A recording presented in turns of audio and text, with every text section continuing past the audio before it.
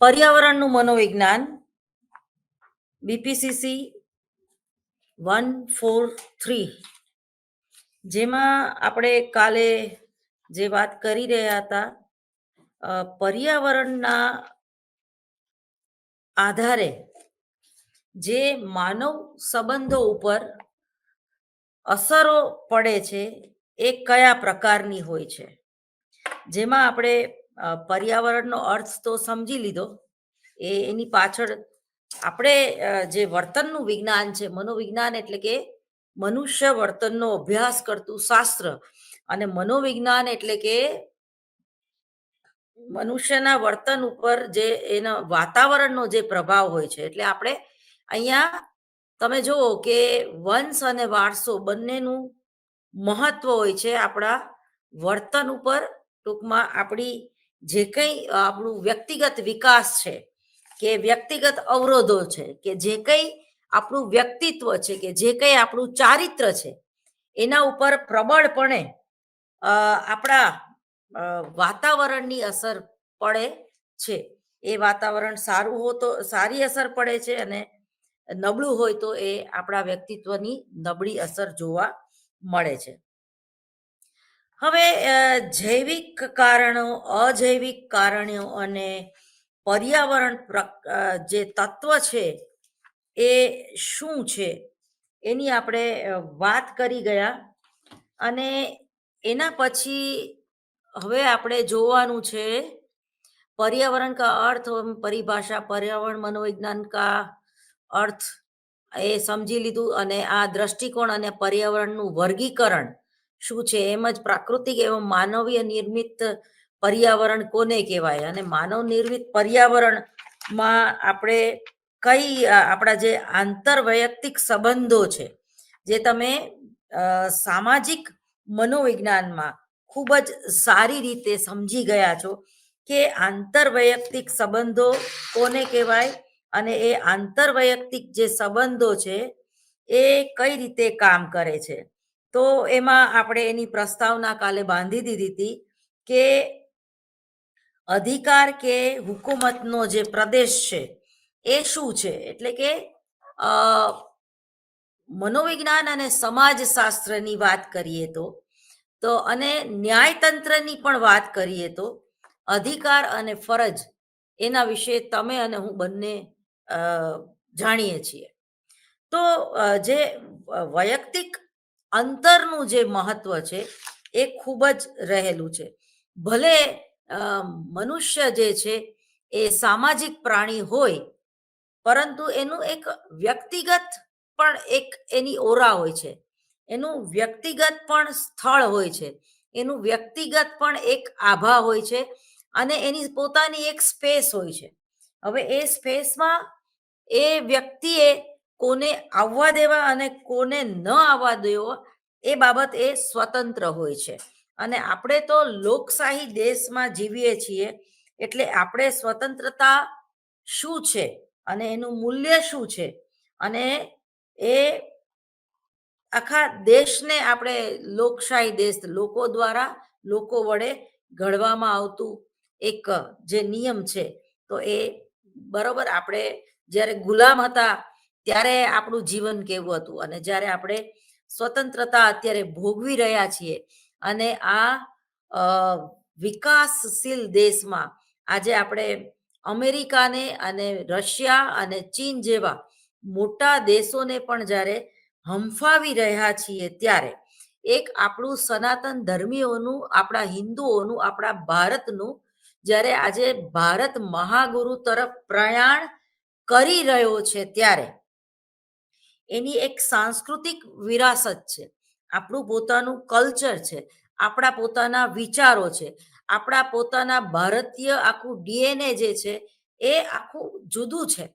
એટલે આપણું જ આપણા દેશ, આપણી સંસ્કૃતિ, આપણા સમાજ અને આપણા પોતાનું વ્યક્તિત્વ, આ દરેક વસ્તુની એક જુદી જ અસર હોય છે, અને આ જે કોમ્બિનેશન સર્જાય છે. તમે જો વ્યક્તિત્વની વ્યાખ્યા યાદ કરી જવી જોઈએ આપણે, કે વ્યક્તિત્વ એટલે કે મનોશારીરિક તંત્રનું એવું ગત્યાત્મક સંગઠન કે જે વાતાવરણ એટલે કે પર્યાવરણ દ્વારા પ્રભાવિત થાય છે અને એમાં સમવત્તા આયોજન સમાયોજન એડજસ્ટમેન્ટ કરવું બહુ જ જરૂરી છે. જ્યારે આપણે આટલું બધું કરીએ છીએ ત્યારે એક આપણું વૈયક્તિક અવકાશ જે છે એ આકાર લેતો હોય એવું લાગે છે.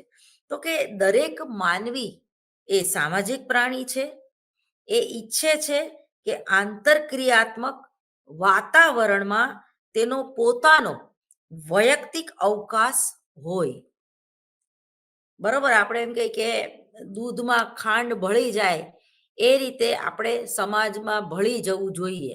ભળી જવું જોઈએ એ સાચી વાત, પણ એ દૂધમાં સાકર ભળી ગયેલી છે એટલે જ દૂધ આપણને મીઠું લાગે છે.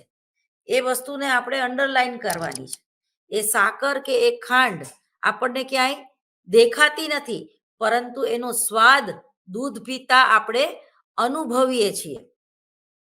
તો ટૂંકમાં એવું જ કંઈક આમાં વૈયક્તિક જે આપણો અવકાશ છે એના વિશે સાયકોલોજિસ્ટ સોમેર નામના સાયકોલોજિસ્ટે ઈસવીસન 1966માં એમણે પોતાનો મત દર્શાવ્યો હતો કે વ્યક્તિ તેના વાતાવરણ સાથે બે માર્ગે આંતરક્રિયા કરે છે. એક વૈયક્તિક અવકાશના માર્ગે અને બીજી હુકુમતના પ્રદેશ, બરાબર, એના માર્ગે. એટલે કે વૈયક્તિક અવકાશ એટલે કે આપણા આસપાસની તમામ અદ્રશ્યમાન હદ જે દેખાતી નથી, બરાબર, આ હદ વ્યક્તિના ફરતે આસપાસના વિસ્તાર પૂરતી મર્યાદિત હોય છે. આ વિસ્તારમાં અન્ય કોઈ પણ વ્યક્તિ હસ્તક્ષેપ કરી શકતો નથી. આ માટે ભૌતિક સીમાની રેખા હોય છે જે જોઈ શકાતી નથી, અદ્રશ્ય હોય છે. દરેક વ્યક્તિ સાથે તેનો અવકાશ કરતો રહે છે અને ચોક્કસ પરિસ્થિતિમાં આ વૈયક્તિક અવકાશ જે છે એ મોટો થઈ શકે છે અને ચોક્કસ સંજોગોમાં વ્યવસાયમાં કે અન્ય વ્યક્તિઓ સાથે જે આંતરક્રિયા આપણે કરીએ છીએ તે મુજબ તેમજ સ્થળ પ્રમાણે સંકોચાઈ પણ શકે છે. વ્યક્તિના આ અવકાશમાં અન્ય કોઈ દરાર કે હસ્તક્ષેપ થાય ત્યારે તે સંઘર્ષ અથવા તો પીછેહટનું પરિણામ છે. એના પછી આપણે વિચાર કરીશું અધિકાર કે હુકુમત પ્રદેશ. દાખલા તરીકે મારા દેશ ઉપર મારો અધિકાર છે, મારા દેશ પ્રત્યે મારી આ એક ફરજ છે, મારી પત્ની ઉપર મારો અધિકાર છે, મારા કર્મચારીઓ મારી નીચે કામ કરતા હોય એના ઉપર હું અધિકાર જમાવી શકું અને જાહેરમાં એનું અપમાન પણ કરી શકું. હવે સામેના કર્મચારીઓ તમને કેટલી છૂટ આપે છે અને તમારે કેટલી છૂટ લેવું છે એ જે છે એ વ્યક્તિગત પ્રશ્ન છે. તો હુકુમત પ્રદેશ એ જમીનનો વિભાગનો એટલે કે મોટે ભાગે એક રાજકીય એકમ, દાખલા તરીકે એક વ્યક્તિ કે એક જૂથ. દાખલા તરીકે કાશ્મીરની આપણે વાત કરીએ તો પાકિસ્તાનીઓ એમ કહે છે કે કાશ્મીર અમારું છે અને આપણે એટલે કે હિન્દુસ્તાની એમ કહે છે કે કાશ્મીર અમારું જ છે. તો વોટ બેંક માટે ઘણી રાજનીતિઓ એમાં ચાલતી હોય છે. જે કહેવત છે ને કે બાજારે સિયાસત મેં ખરીદાર બીકે, बाजारे सियासत में खरीदार बिके तो अपने ही मोल लगाकर बार बार बिके. એવી કંઈક પરિસ્થિતિમાં જ્યારે આપણે વોટ બેંક માટે કંઈક કામ કરીએ છીએ અને આપણને આપણી દેશ દાજ છે એના માટે કામ કરીએ છીએ તો એ આપણને દેખાઈ આવે છે કે પોતાના દેશ પ્રત્યે કે પોતાના વિસ્તાર પ્રત્યે કેટલા કોણ અને કેવી રીતે વફાદાર છે. તો એ વર્તમાન જે આપણું રાજકારણ છે એ મારે તમને કોઈને સમજાવવાની જરૂર નથી, કારણ કે અહીંયા જે ભૌગોલિક વિસ્તારની વાત આવી એના અનુસંધાનમાં હું કહું છું. એ જ રીતે જે ચીન છે એ ધીમે ધીમે ભારતની ઘણી બધી જમીનો જે છે એ હડપ કરી ગયો છે. અને જે તે સમયે જવાહરલાલ નહેરુએ એમાં યોગ્ય પગલાં ન દાખ્યા, પણ હવે એ આપણે જોઈ રહ્યા છીએ કે આપણે નવી નવી ટર્નલો બનાવીએ છીએ, નવા સૈનિકો ત્યાં તૈનાત કરીએ છીએ, અને હવે આપણે પહેલા કરતા પણ વધારે ટાઈટ સિક્યુરિટી કરી દીધી છે. અને ગુમાવેલો જે વિસ્તાર છે, ભૌગોલિક વિસ્તાર છે, એને પાછો લાવવાનો પ્રયત્ન પણ અત્યારે આપણે કરી રહ્યા છીએ. તો આ એક છે એ ભૌગોલિક વિસ્તાર અને પર્યાવરણની વાત થઈ, બરોબર. અથવા તો હુકુમત એટલે કે વ્યક્તિઓ દ્વારા પાણી કે પ્રાણીઓની પ્રજનન મેળી દ્વારા સંકળાયેલો અને રઘવાયેલો વિસ્તાર, વૈયક્તિક અવકાશ કરતા હુકુમત પ્રદેશ એ નિશ્ચિત કાયમી એક જગ્યાએ સ્થિર હોય છે. ગુવાહાટી જ્યાં સ્થિર હોય ત્યાં જ હોય. પાકિસ્તાનનો વિસ્તાર જ્યાં સ્થિર હોય, એ ભાગલા કોણે પાડ્યા? આપણે બધાએ.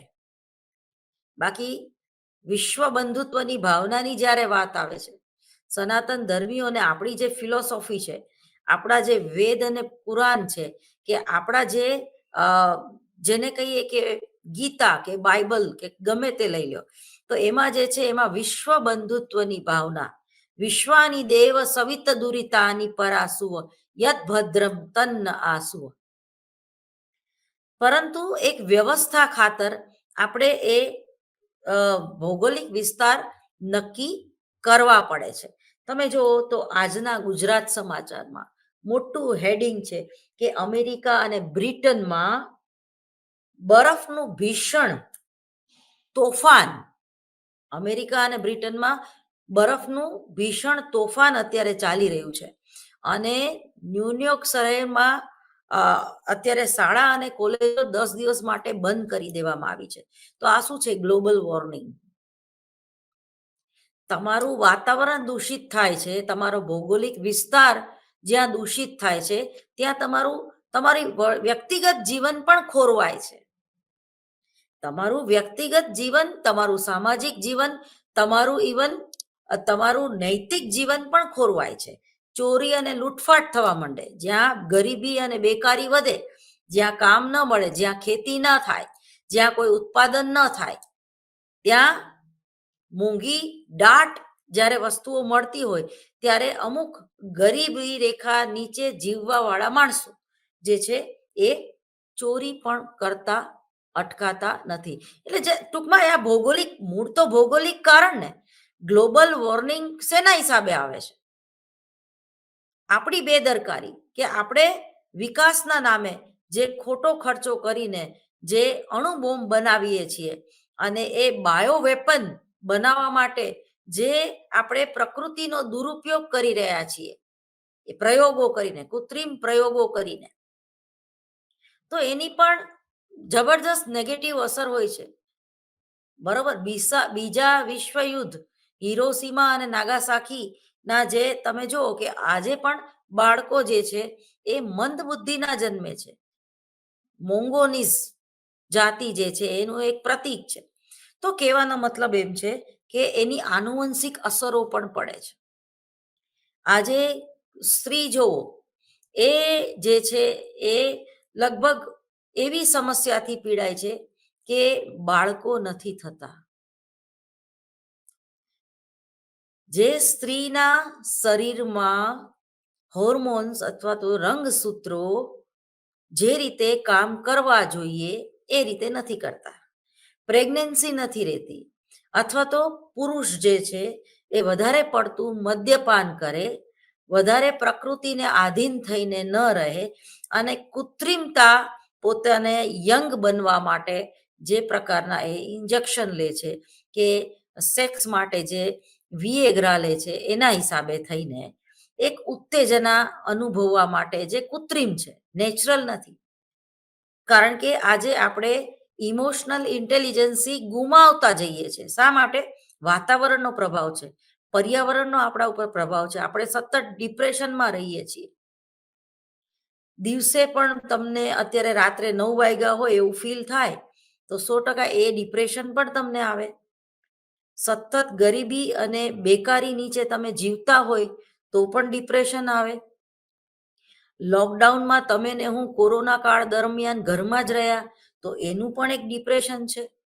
ઘણા લોકોને એકબીજાનું મોઢું જોઈને છૂટાછેડા લેવાનું મન થઈ ગયું અને કોરોના પછી એ લોકો છૂટા થઈ ગયા તો ઘણાને જે લોકો જેનો પતિ પોતાની પત્નીને ટાઈમ આપી નહોતો શકતો અને લોકડાઉનમાં અચાનક બંને સાથે રહેવા માંડ્યા અને વધારે એકબીજાથી નજીક આવ્યા.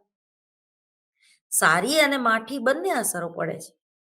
પરંતુ જ્યારે પર્યાવરણ એટલે કે તમારો ભૌગોલિક વિસ્તાર જ્યારે ડિસ્ટર્બ થાય છે અથવા તો જે હુકુમત છે એટલે કે વ્યક્તિઓ દ્વારા પાણી કે પ્રાણીઓની પ્રજનન મેળી દ્વારા સંકળાયેલો અને રઢવાયેલો વિસ્તાર જે છે એ વૈયક્તિક અવકાશ અથવા તો હુકુમત પ્રદેશ એટલે કે નિશ્ચિત કાયમી એક જગ્યાએ સ્થિર હોય છે તે જોઈ શકાય છે. અને હુકુમત પ્રદેશ એ એવો વિસ્તાર છે જેની ઉપર વ્યક્તિ પોતાની માલિકીનો દાવો કરી શકે છે અને હુકુમત એ ગૃહ કેન્દ્રી છે. દરેક વ્યક્તિ આ વિસ્તારની ચારે બાજુ સીમા રેખા ખેંચી દોરી કે તે ભૌતિક અવકાશની માલિકી ધરાવે છે અને પોતાની હુકુમતનો દાવો પણ કરી શકે છે. હુકુમતનો જેમ ઘર પોતાની જમીન જંગલો વિસ્તાર ડુંગરો વગેરેને વ્યક્તિ પોતાની ભૌતિક જગ્યા ગણે છે. આજે આપણે યુકે જવું હોય કે યુએસ જવું હોય તો એના માટે વિઝા લેવા પડે છે. જે તે દેશની એમ્બેસીની પરમિશન લેવી પડે છે અને ત્યાંના નીતિ નિયમો આપણે પાળવા પડે છે. એ જ રીતે આપણે જ્યારે કોઈના ઘરે મહેમાન થઈને જતા હોઈએ ત્યારે આપણે ડિસિપ્લિનમાં રહેવું પડે છે. એની કોઈ અંગત વાતમાં કે પતિ પત્નીના જે સંબંધો છે એમાં આપણે કોઈ નણંદ જે છે કે બહારની કોઈ વ્યક્તિ છે એ જો ઇન્વોલ્વ થાય તો આપણને એ પસંદ નથી. આપણે એ આપણા માનસિક મનોવૈજ્ઞાનિક વિસ્તારમાં એને પરમિશન આપતા નથી. એ જ રીતે કોઈ અજાણી વ્યક્તિ આપણને ગંદી રીતે ટચ કરે અથવા તો એકદમ આપણી નજીક આવી જાય તો આપણે એમ તરત જ કહીએ છીએ કે ભાઈ તું આગી જા આજી આટલું ડિસ્ટન્સ રાખવાનું. શા માટે? કારણ કે એ આપણો જે ભૌગોલિક વિસ્તાર છે આપણી જે ઓરા છે એ ડિસ્ટર્બ થાય છે. આપણું જે શરીર છે એ પણ બહુ પવિત્ર અને એક મંદિર છે. સદગુરુ કહે છે પોતાના દરેક લેક્ચરોમાં કે ભાઈ તમારું જે શરીર છે ને એ સ્પર્શ જે છે કોઈ તમને ટચ કરે એ જલ્દીથી ભૂલી શકતું નથી. તમે સાયકોલોજીકલ પ્રોસેસ દ્વારા એને ભૂલવાનો પ્રયત્ન કરો ખરા પરંતુ 12 વર્ષે પણ એ વ્યક્તિ જ્યારે આપણા પાછા કોન્ટેક્ટમાં આવે છે એટલે આપણું જે શરીર જે છે તો એનો સ્પર્શ એને યાદ રાખ્યો છે. શરીર ક્યારેય ભૂલતું નથી. એટલે એ વ્યક્તિનો જે ટચ છે કે એનો જે સ્પર્શ છે એ કાયમી જીવંત પર્યંત એ આપણું જે શરીર છે એ અનુભવે છે. એ પોઝિટિવ વેમાં હોય કે નેગેટિવ વેમાં હોય. તમારું લગ્ન જીવન 12 કે 18 વર્ષનું હોય અને પછી તમારા ડિવોર્સ થઈ જાય બરોબર, પછી તમે કોઈ બીજા પાત્રની સાથે લગ્ન કરો અને પેલું પિક્ચર છે ને કે દિલ કે અરમાં આંસુઓ મેં બહે ગયે, નિકાહ પિક્ચર બરોબર સલમા આગાનું.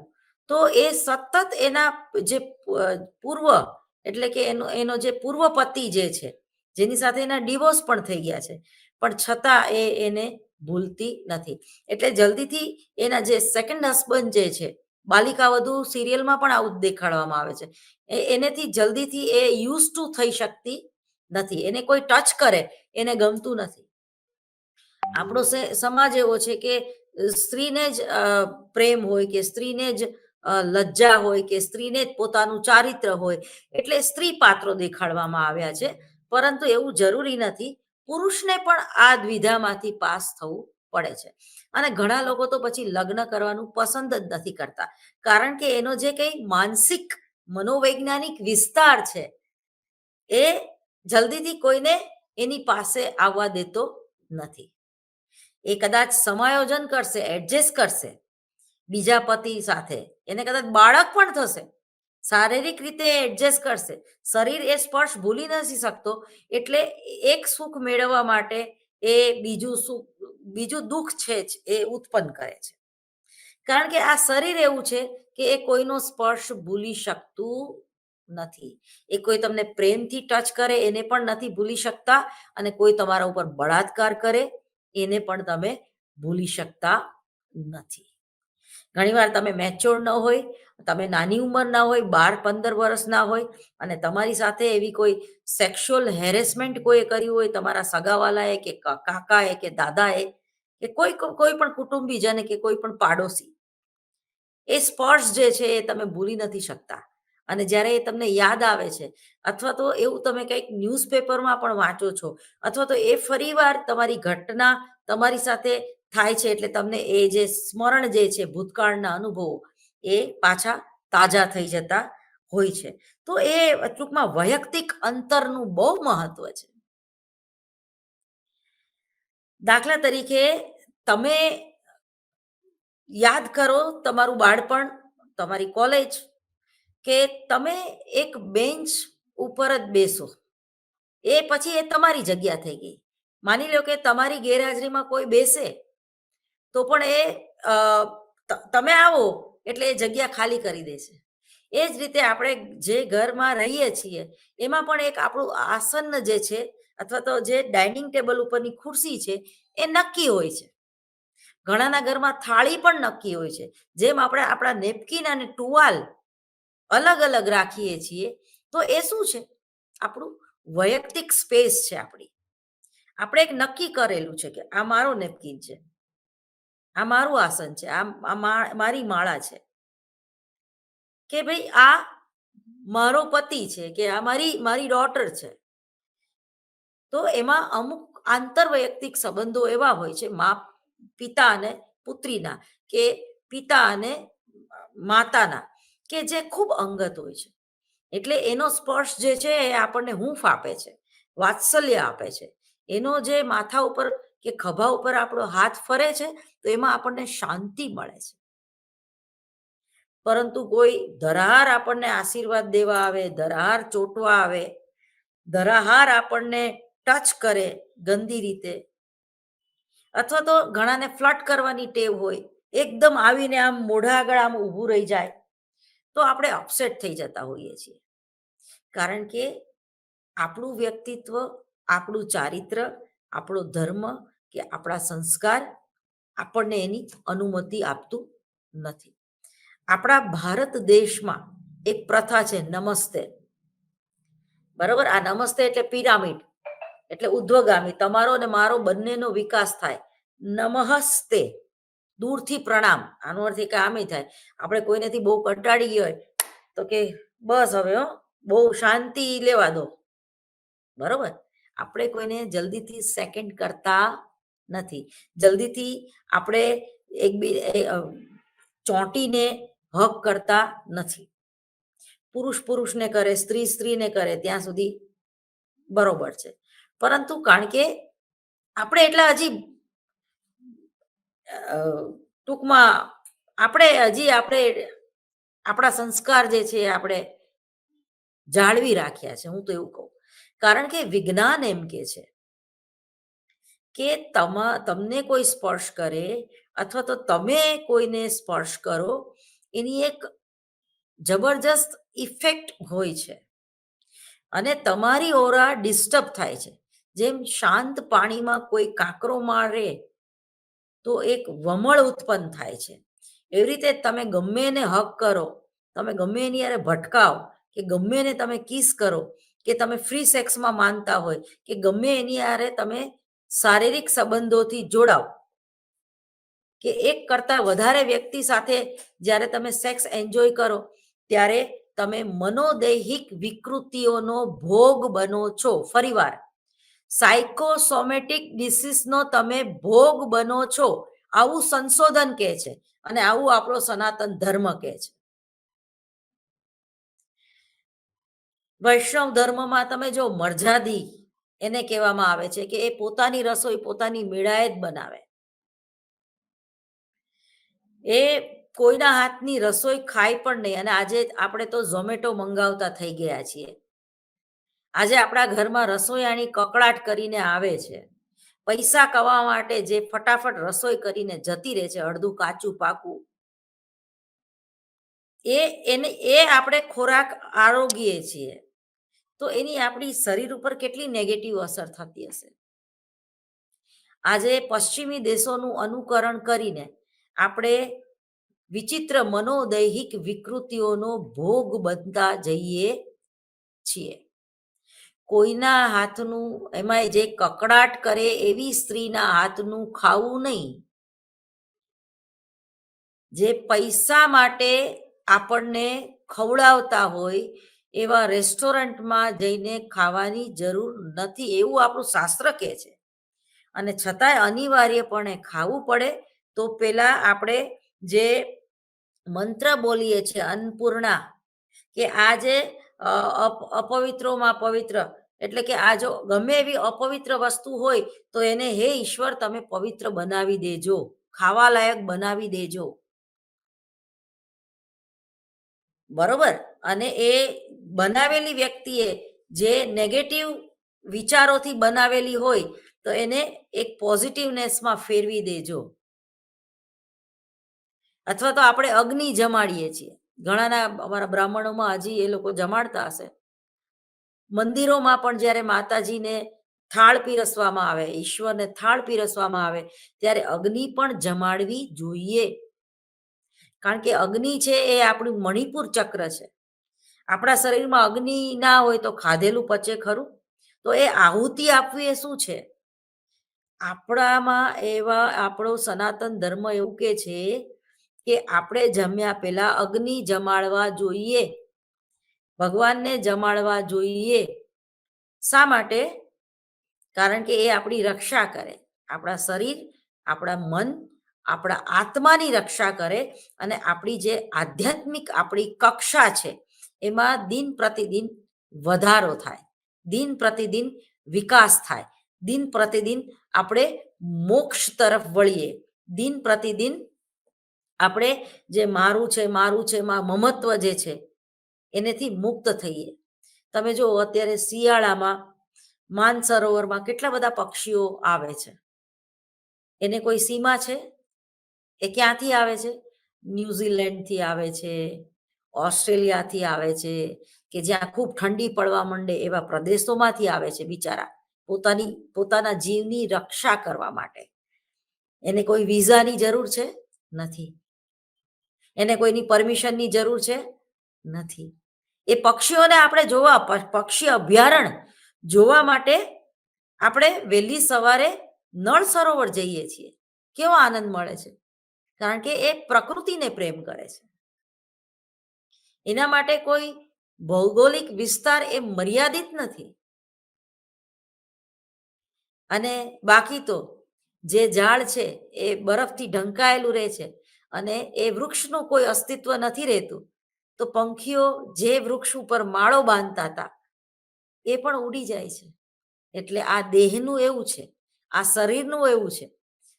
જે તમે એને ગમે એટલો શણગારો, ગમે એટલા સૌંદર્ય પ્રસાધનનો તમે ઉપયોગ કરો, ગમે એટલા એની પાછળ પૈસા બગાડો, પરંતુ આ દેહ જ્યારે મૃત્યુ પામશે, એનામાં કોઈ ચેતના નહીં રહે, ત્યારે તમારા પોતાના અંગત, તમારા પુત્રો જલ્દીથી એમ કહેશે કે હવે આમને ક્યારે કાઢવા છે, જો લઈ જવા છે એમ નહીં, કાઢો કાઢો.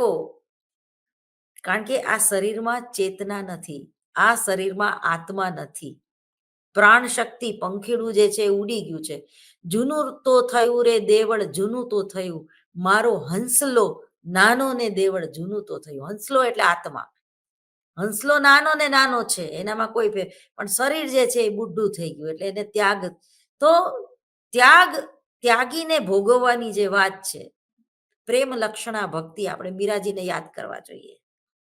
તો સમગ્ર પર્યાવરણ છે એ મારું છે અને હું સમગ્ર પ્રકૃતિને આધીન રહીશ. આ ભાવના આવે તો તમે સાયકોસોમેટિક ડિસીઝનો ભોગ ન બનો. તો જે વૈયક્તિક અંતરનું જે મહત્વ છે અને અંતર રાખવું છતાં ન રાખવું, એકતામાં ભિન્નતા અને ભિન્નતામાં એકતા. તમારું આધ્યાત્મિક બળ એટલું બધું પાવરફુલ હોવું જોઈએ કે આશીર્વાદ દેતા કદાચ તમે એ વ્યક્તિના માથા ઉપર હાથ ન મૂકો ને તો પણ એને તમારી આખી આ દ્રષ્ટિથી એને આશીર્વાદ મળી જાય.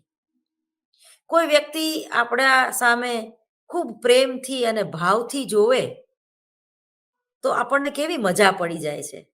ઘણા લોકો ભક્તિમાં લીન થઈને મંદિરે જાય અને શિવમય સ્તોત્ર બોલે અને દળ દળ દળ દળ એને આંખમાંથી આંસુડા નીકળવા માંડે. કેમ? દયા, કરુણા, મમતા, વાત્સલ્યની એ મૂર્તિ છે, એની ઇફેક્ટ તમારા ઉપર આવી અને તમે ભાવ વિભોર થઈ ગયા. આંતરક્રિયા. એક પથ્થરની મૂર્તિમાં તમે ચેતના, તમારું જ રિફ્લેક્શન છે. સાયકોલોજી એમ કે છે એ તમારું જ રિફ્લેક્શન છે.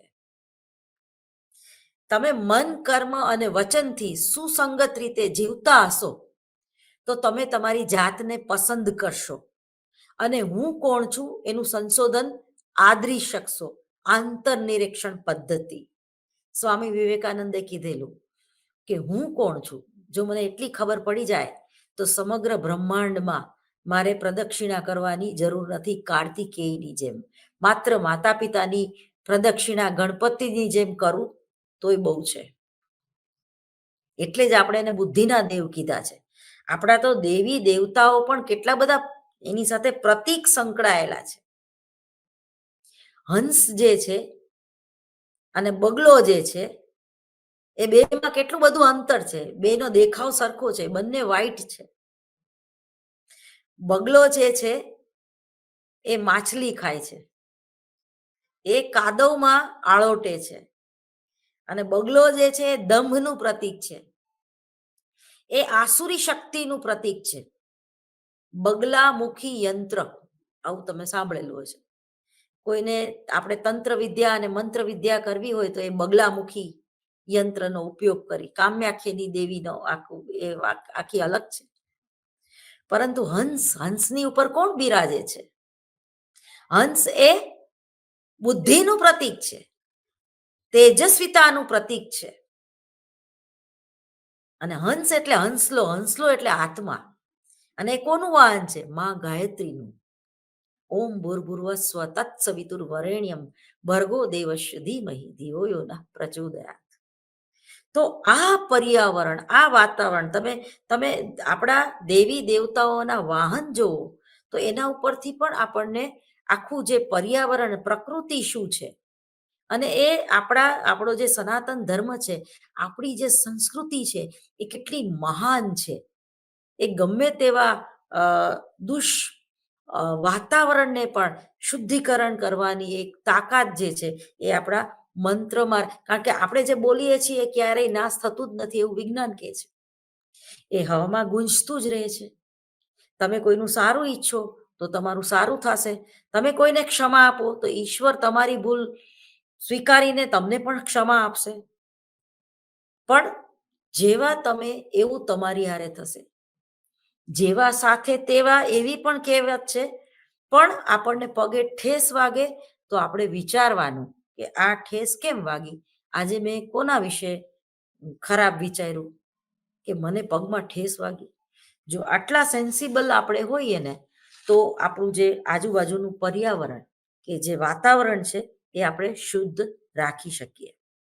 તો આ એક મેં વાત કરી તમને મનોવૈજ્ઞાનિક અને સામાજિક અને આંતરવૈયક્તિક સંબંધો કેવી રીતે ડેવલપ કરવા, અને આંતરવૈયક્તિક સંબંધોમાં પણ એ એક વિવેક બુદ્ધિ અને જે આપણી આધ્યાત્મિક બુદ્ધિ જે છે એનો વિકાસ થવો બહુ જરૂરી છે. કારણ કે અંતે તો આપણે મૃત્યુ તરફ પ્રયાણ કરી રહ્યા છે. એક એક દિવસ જે છે એ ઓછો થતો જાય છે.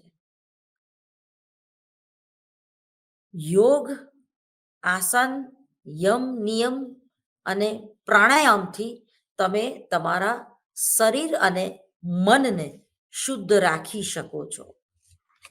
હવે આંતરવૈયક્તિક સંપર્ક અને વૈયક્તિક અવકાશ પર અસર કરતા જે સાંસ્કૃતિક અને વ્યક્તિગત પરિબળો છે જેની વાત મેં તમને કરી દીધી, અને જેમાં યાદ રાખવા જેવા જે જુદા જુદા પરિબળો છે તો એ કુલ 12 પ્રકારના છે. જેમાં વ્યક્તિની જાતિ, જાતિ સ્ત્રી કે પુરુષ, અને હવે તો ત્રીજી જાતિની સંખ્યા પણ વધતી જાય છે. સ્ત્રેણ સ્ત્રી કે સ્ત્રેણ પુરુષ, અથવા તો જેને આપણે શું કહેવાય, હિજડા કહીએ છીએ, બરોબર. એનું અડધું શરીર જે છે એ સ્ત્રીનું છે ને અડધું પુરુષનું છે. તો એ કેવી રીતે જીવી શકે? એ લોકો માટે જીવવું કેટલું બધું ડિફિકલ્ટ છે, અને એનો લોકો સમાજમાં પણ બહિષ્કાર કરે છે. આજે તમે જો એની પણ એક બહુ મોટી ડિબેટ ચાલી રહી છે.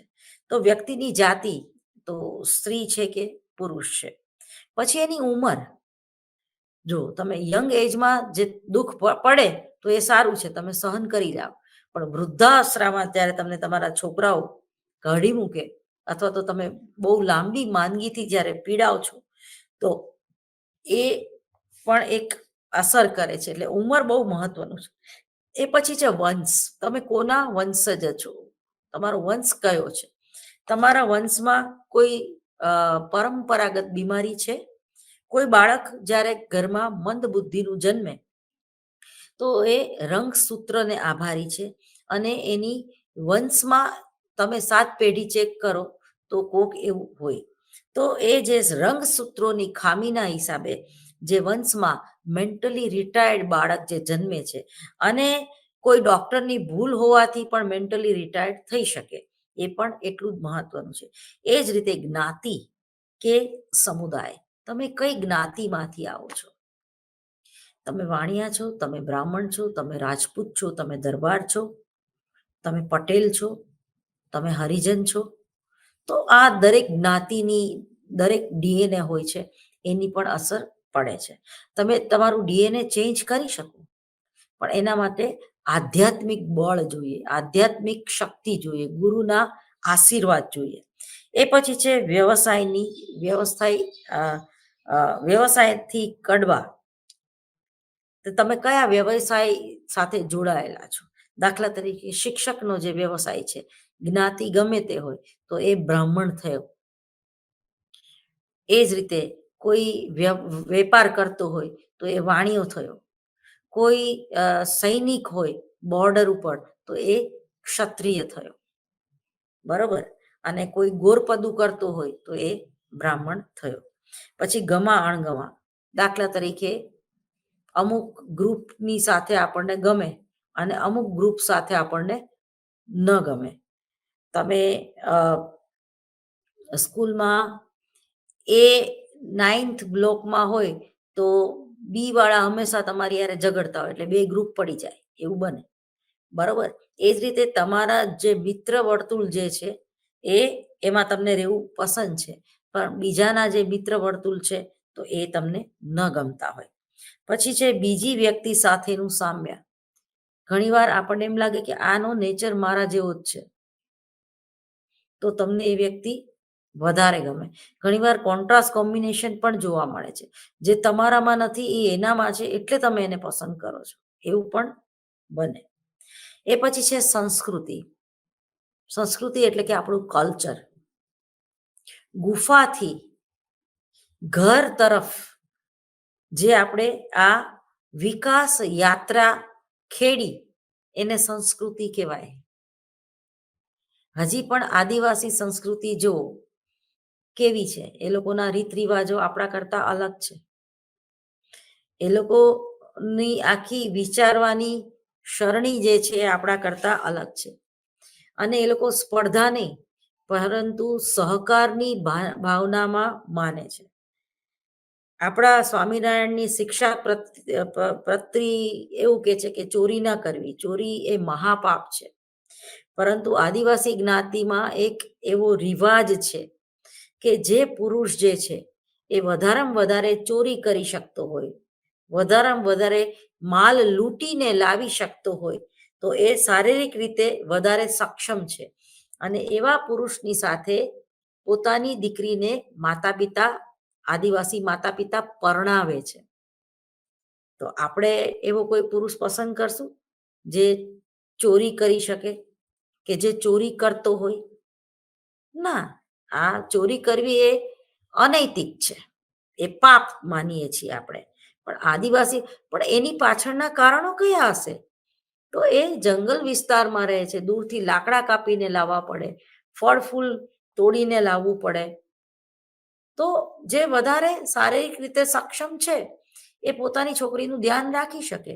એ જ રીતે એ લોકો આપણા કરતા વધારે ખુલ્લા વિચારના છે. કોઈ પણ કુંવારી દીકરી જે છે એનું જ્યારે કોઈ છોકરા સાથે કુંવારા છોકરા સાથે સગાઈ થાય છે અથવા તો સગાઈ કરવામાં આવે છે તો એની સાથે એને 6 મહિના રહેવા દેવામાં આવે છે. લિવિંગ રિલેશનશિપ જેને આપણે કહીએ છીએ કે પેલા તું એ છોકરા હારે 6 મહિના રહીજો, તને શારીરિક અને માનસિક રીતે એની સાથે મજા આવતી હોય, તું સુખી થતી હોય તો કન્ટિન્યુ કરવાનું અને બાકી છોડી દેવાનું. હવે એ શરીરનું સુખ જે છે, સેક્સ્યુઅલ જે બંને જણા સાથે રહે છે એનો કોઈને છોછ નથી એના સમાજમાં. આપણે એવું નથી કરતા. સગાઈ કરીએ છતાં પણ ઘણાના ઘરમાં એક રાત દીકરીને જે છે એ સાસરે રહેવાની છૂટ ન હોય કે વધારે પડતું મળવાની છૂટ ન હોય. મળવું હોય તો પણ જાહેર સ્થળોમાં જઈને મળવાની છૂટ હોય. એ લોકોને એકાંત આપવામાં ન આવે. અને આપણા સંસ્કાર એવું કહે છે કે શારીરિક મર્યાદા જે છે એ જાળવવાની. તો આ રીતે જે આપણા આંતરવૈયક્તિક સંબંધો જે છે એમાં આપણી સંસ્કૃતિ, આપણા રીત રિવાજો અને આપણા જે વિચારો છે એનું ખૂબ મહત્વ હોય છે. દાખલા તરીકે પશ્ચિમી સંસ્કૃતિ વાળાને તમે પૂછો, યુરોપિયનને પૂછો કે બ્રિટિશરોને પૂછો કે લગ્ન શા માટે કરવા જોઈએ, તો એ લોકો એવું કહેશે સેક્સ એન્જોય કરવા માટે. સારી વાત છે કે કોઈ એક સ્ત્રીને એક પુરુષની સાથે જ સેક્સ કરવું છે માટે લગ્ન કરે છે, ઇટ્સ ઓકે. પરંતુ આપણી સંસ્કૃતિમાં આપણને જો એમ પૂછવામાં આવે કે લગ્ન શા માટે કરવા જોઈએ, તો પેલું કારણ એ છે પ્રજોત્પત્તિ અથવા તો પુત્ર પ્રાપ્તિ માટે. આપણા સમાજમાં પુત્રનું બહુ મહત્વ છે, દીકરી કરતા દીકરાનું બહુ મહત્વ છે. અને છે, વાસ્તવિકતા છે, સારું હોય કે ના હોય પણ એનું મહત્વ તો છે જ. શા માટે?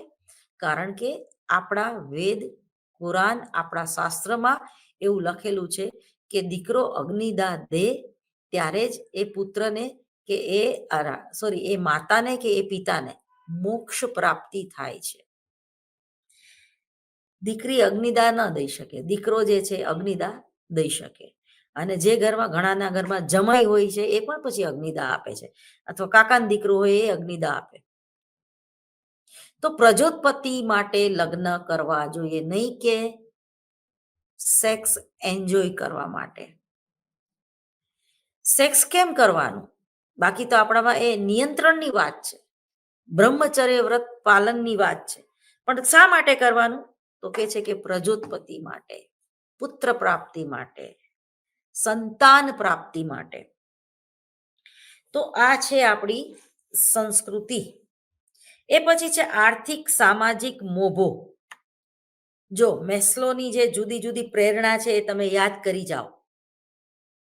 પેલી છે પ્રાથમિક પ્રેરણા, રોટી કપડા ઓર મકાન, આરામ ઊંઘ અને જાતીય સુખ.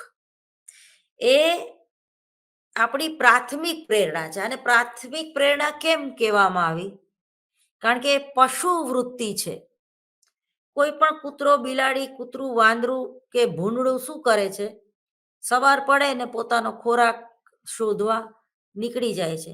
એને કઈ પોતાનો કઈ સમાજ કે એવું કઈ હોતું નથી. હા, પોતાને એક ભૂંડળાર બને ને બીજા ભૂંડળાર ન બને, એમાં એ લોકો એને એવું હોય છે, લાઇકિંગ ડિસલાઇકિંગ હોય છે. એક શેરીનું કૂતરું હોય બરોબર, તો એ બીજી શેરીમાં જાય તો બીજું કૂતરું એને ભસે છે ને કાઢી મૂકે છે કે આ મારો વિસ્તાર છે, બરોબર, તું તારા વિસ્તારમાં જા. બરોબર, આ તમે બધા આવા સીન જોયેલા હશે. એટલે પશુ પક્ષી જે વૃત્તિ જે છે એ ભૌગોલિક વિસ્તારમાં આવે છે. એ આપણી પ્રાથમિક જરૂરિયાત છે. આપણે ઘરની ચાવી જલ્દીથી આપણે કોઈને આપી નથી દેતા. ખૂબ વિશ્વાસમાં પાત્ર માણસ હોય તો જ એને આપણે આપણા ઘરની ચાવી આપીએ છીએ. તો ટૂંકમાં આ જે છે આર્થિક સામાજિક મોભાની જે મેસ્લોની જે પ્રેરણા છે તે એ પ્રાથમિક પ્રેરણા છે, જે જરૂરિયાત છે, અનિવાર્ય છે. રોટી, કપડા ઓર મકાન. એ પછી બીજી જે જરૂરિયાત છે સામાજિક જરૂરિયાત છે. આમાં આવે છે ને સામાજિક મોભો. સમાજમાં તમારી પ્રતિષ્ઠા કેવી છે? લોકો 5 લોકો તમને માને છે?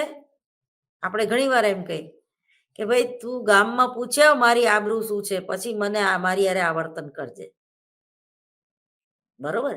આપણે કોઈનો દીકરો જોવા જઈએ ઘરે, તો એના મામાનું ઘર કયું છે એ પણ આપણે પૂછીએ છીએ કે આ આજુબાજુના જે કુટુંબીજનો છે એ પણ વ્યવસ્થિત છે ને? જે ઘરમાં દીકરીને દાજીને મરી ગઈ હોય કે અપમૃત્યુ થયું હોય, આપણે તે જલ્દીથી એ ઘરમાં આપણે દીકરી આપતા નથી. જે ઘરમાં મોટી બેન ભાગી ગઈ હોય તો નાની બેનનું એ બિચારીનું સગાઈ કે લગ્ન ના થાય એવું બને. બરોબર? એટલે ચોરના વાંકે પખાડીને ઘણીવાર સજા મળે છે. સૂકા પાછળ ઘણીવાર લીલું પણ બળે છે. તો એ જે સામાજિક મોભો અને પ્રતિષ્ઠા, ચૂંટણીમાં તમને ટિકિટ મળે તો એમાં પણ તમારો કંઈક સામાજિક મોભો કે પ્રતિષ્ઠા હોવી જોઈએ. તમે કોઈ એનજીઓના સભ્ય હોય કે તમે કોઈ સમાજ સેવક હોય કે તમે ચેરિટી શો કરતા હોય સલમાન ખાનની જેમ. બરોબર? તો એ બહુ જરૂરી છે. એ પછી છે પરિસ્થિતિ કે પરિસ્થિતિ કેવી છે? તમારા વર્તમાન સંજોગો કેવા છે? હા, મેસ્લોની પછી જે છે એ મનોવૈજ્ઞાનિક જરૂરિયાતો અને પછી છે આત્મ સાક્ષાત્કારની જરૂરિયાતો. તેમાં જે પરિસ્થિતિ છે, તમે કઈ સમય સંજોગોને આધીન થઈને આપણે રહીએ છીએ. ઘણીવાર જ્યાં જતું કરવું હોય ત્યાં જતું કરી દેવાય તો જ તમે સિકંદર કહેવાશો. દરેક વ્યક્તિ જીવનમાં જતું નથી કરી શકતી એટલે દુઃખી થાય છે અને કોકને કરે છે. પરંતુ જ્યાં જતું કરવું હોય, તમારી પોતાની અંગત વ્યક્તિ હોય, ત્યાં ક્ષમા આપવી જ પડે તમારે. બરોબર? જ્યારે અમૃત મંથન થયું, બરોબર, દરિયામાંથી, ત્યારે દેવ અને દાનવોને એકબીજા પ્રત્યે કોઈ પ્રેમ નહોતો, પરંતુ અમૃત મેળવવા માટે બંને પક્ષો એક થઈ ગયા. અત્યારે જે આ રામ જન્મભૂમિની પ્રાણ પ્રતિષ્ઠાની વાત છે, ત્યારે અયોધ્યાએ ઘણા બધા વર્ષો રાહ જોઈ. પુનઃ રામ જે છે એ વનવાસથી જ્યારે આવ્યા અને એના સ્વાગતમાં અયોધ્યા આખી શણગારવામાં આવી. એ જ રીતે અત્યારે તમે જુઓ, એ જ ઓરા, એ જ વાતાવરણમાં આજે આપણે જય શ્રી રામ કહીએ છીએ. અનેક ન્યૂઝ ચેનલોમાં આજે ચર્ચાનો વિષય બની ગયો છે કે આપણા 4 શંકરાચાર્યો, 4 સ્તંભ એટલે કે 4 શક્તિપીઠના એમાંથી 2 જણા જે છે એ પ્રાંત પ્રતિષ્ઠામાં હાજરી પુરાવાના છે. હજી 2 લોકો, 2 શંકરાચાર્ય ટૂંકમાં દ્વારિકાના જે છે અને બીજા જગન્નાથપુરીના, એ લોકો આવવા માંગતા નથી. તો એ લોકોને સમજવું જોઈએ કે જ્યારે આખા દેશની વાત છે ત્યારે રાજનીતિ ન થવી જોઈએ. પણ એ લોકોનું એવું માનવું છે કે ભાઈ આ રાજનીતિ છે માટે જ રામ જન્મભૂમિનું જે લોકાર્પણ જે છે, જે પ્રાણ પ્રતિષ્ઠા છે, એ જે છે એ બહુ જલ્દી થઈ રહી છે. જ્યારે અમુક પક્ષ જે છે એમ કે છે કે જલ્દી નહીં, આ તો બહુ મોડી થઈ. આમાં હવે કોઈની રાહ જોવાની જ ના હોય, જેમ બને એમ જલ્દી પ્રાણ પ્રતિષ્ઠા કરવાની હોય. તો આ જે આખા ડિફરન્સ ઓફ ઓપિનિયન છે અને જે આ આંતરવૈયક્તિક સંબંધોની જે વાત આવી એમાં, તો એમાં જે જાતિની જે અસર છે એ જબરજસ્ત હોય છે. તો માનવતા અવકાશ સંબંધી વર્તન ઉપર મુખ્યત્વે વ્યક્તિઓ વચ્ચેના આકર્ષણની અસર પડે છે. સામાન્ય રીતે આપણે જેની તરફ આકર્ષાઈએ છીએ તે વ્યક્તિ પાસે જઈએ છીએ, આપણી વચ્ચેનું અંતર ઘટાડીએ છીએ અને એ વ્યક્તિનો સંપર્ક શરૂ કરીએ છીએ. આકર્ષણના વિવિધ કારણો હોઈ શકે.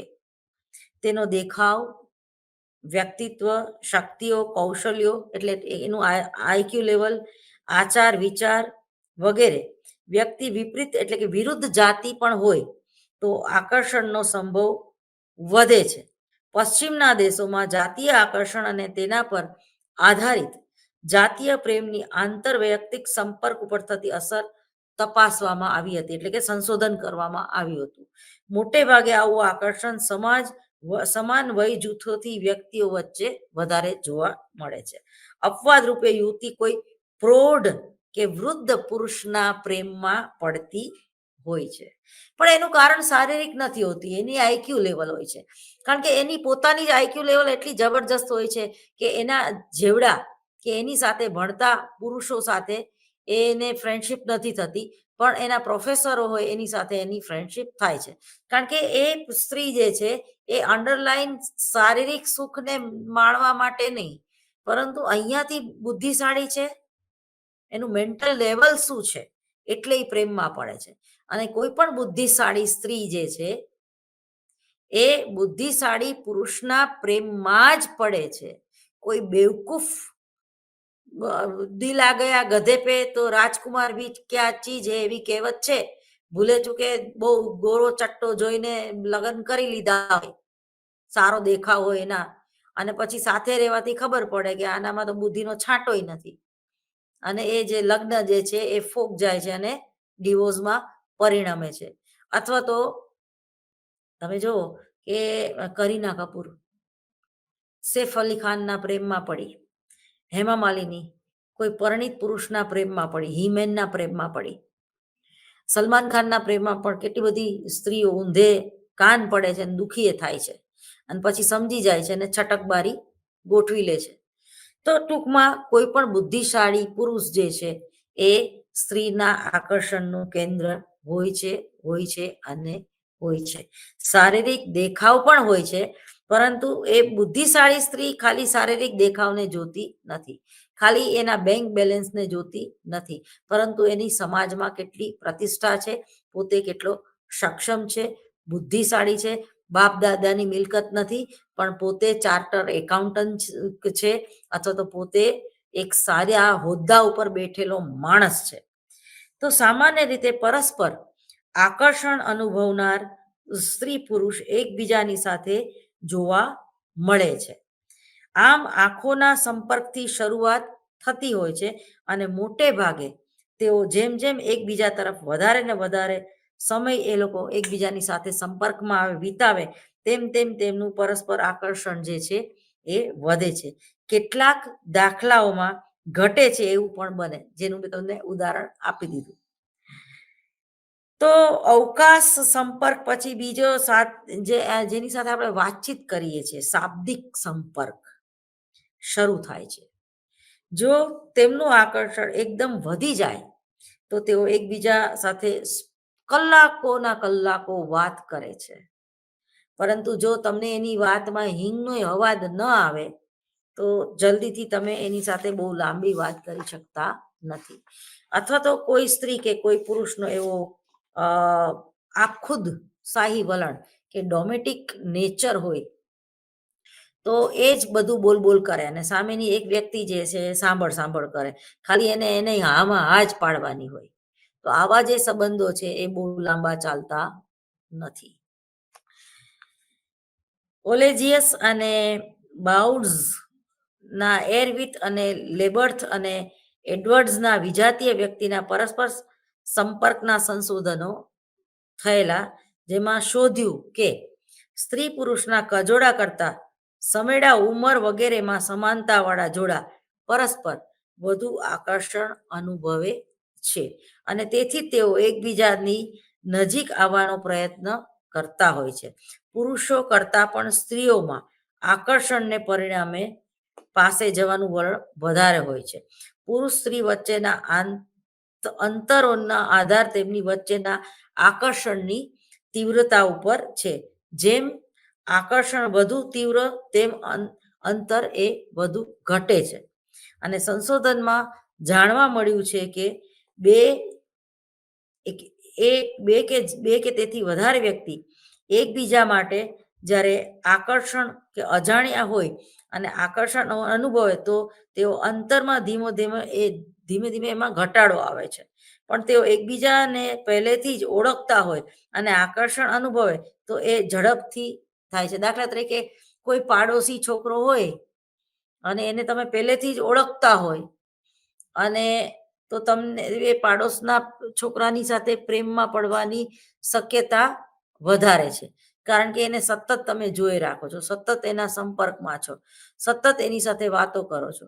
કોઈ વ્યક્તિ ખાલી તમારો પેલા ફ્રેન્ડ હોય, તમને એના પ્રત્યે કોઈ એવો ભાવ ના હોય, કોઈ આકર્ષણ ન હોય, પણ વારંવાર જ્યારે તમે સંપર્કમાં આવો છો ત્યારે મેને પ્યાર કિયા જેવું થાય છે કે કોઈ લડકી કા દોસ્ત નહીં હો सकता, એટલે કે જેનો આપણે બોયફ્રેન્ડ અને ગર્લફ્રેન્ડ અથવા તો હેલ્ધી ફ્રેન્ડશિપ ન હોઈ શકે. કોઈ સ્ત્રી અને પુરુષ વચ્ચે હેલ્ધી ફ્રેન્ડશિપ ન હોઈ શકે એવું લગભગ આપણે માનીએ છીએ. અને જો એવું પ્લેટોનિક લવ હોય, શરીરના આકર્ષણ વગરના સંબંધો હોય તો એ તમારે એ વારંવાર તમારે પ્રૂવ કરવા પડે છે કે ભાઈ મારો મિત્ર છે યાર, બીજું કંઈ જ નથી. પરંતુ ઘણીવાર તમે એને મિત્ર માનતા હોય, એ તમને મિત્ર નહીં માનતી હોય, એ તો તમારી યાર પરણવા ઈચ્છતો હોય એવું પણ બને. એટલે પછી સંપર્ક તમારે તોડી નાખવો પડે છે. અને લગ્ન પછી તો ખાસ, કારણ કે એવું આપણે એક પિક્ચર જોયેલું છે ને, પેલું કોહલા, માધુરી દીક્ષિત, સલમાન ખાન અને શાહરૂખ ખાન, જેમાં શાહરૂખ ખાન સાથે માધુરી દીક્ષિતના લગ્ન થાય છે અને ઓલાને માથું દુખે તો એ એને ફોન કરે કે ભાઈ મને માથું દુખે છે તો હું કઈ દવા લઉં. હવે સતત એ લોકો સંપર્કમાં હોય એના ફ્રેન્ડની સાથે, તો બીજું જે ત્રીજું પાત્ર છે, પતિ નામનું પ્રાણી છે, એ ડિસ્ટર્બ થવાનું છે. એટલે લગ્ન પછી કોઈ પણ જે સ્ત્રી જે છે એ પોતાના ગ્રુપને વિખેરી નાખે છે બિચારી. એ હેલ્ધી ફ્રેન્ડશિપ હોય તો પણ, કારણ કે હેલ્ધી ફ્રેન્ડશિપ છે એ તમે પ્રૂવ વારંવાર નહીં કરી શકો, તમને કંટાળો આવશે. જ્યારે આપણા સમાજમાં પુરુષને વધારે છૂટ છે, એટલે પુરુષ છે એ જીવનભર પોતાના ગ્રુપ સાથે ટકી રહેશે, પણ જે બિચારું સ્ત્રી જે છે એ ફેસબુકમાં પોતાના મિત્રોને શોધતી ફરશે. એ પછી છે વ્યક્તિઓ વચ્ચેના અવકાશ ઉપર જાતિની અસર.